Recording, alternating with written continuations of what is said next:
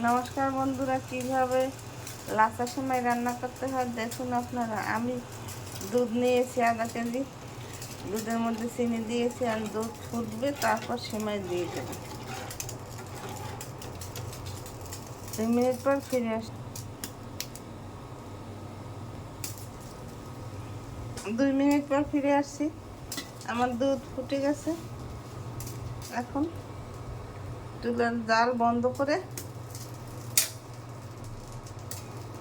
গরম দুধের মধ্যে সেমাই দিয়ে দিতে হবে। আমি এখানে 1 বাটি সেমাই নিয়েছি, দুধের মধ্যে দিয়ে দিলাম।